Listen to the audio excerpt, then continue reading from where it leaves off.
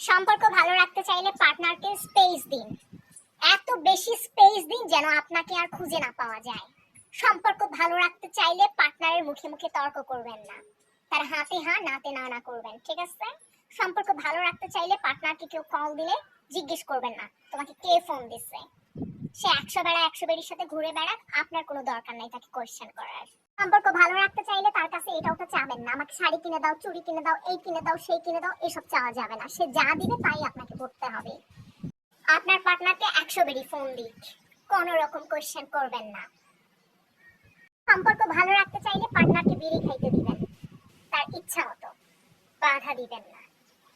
সম্পর্ক ভালো রাখতে চাইলে অধিকার খাটাবেন না। সম্পর্ক ভালো রাখতে চাইলে কোনো প্রকার আবদার করবেন না, সে যেটা দেয় যেভাবে দেয় ওভাবে চলবেন।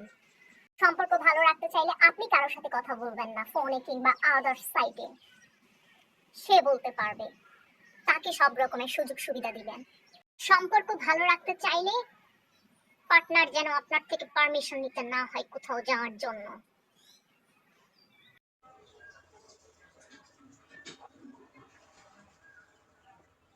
শুনছো? আমি একটু বের হচ্ছি। তুমি আমারে বলছো আমার থেকে পারমিশন নিছো? হ্যাঁ, পারমিশন নিছো? আজকে তোমার হচ্ছে, আমি আসতেছি, আমি এখন লাইভে আছি। আপুরা, যেটা বলতেছিলাম সম্পর্ক ভালো রাখা নিয়ে, তোমরা আমার এই টিপসগুলো ফলো করো, আশা করি ভালো রেজাল্ট পাবে। বাই।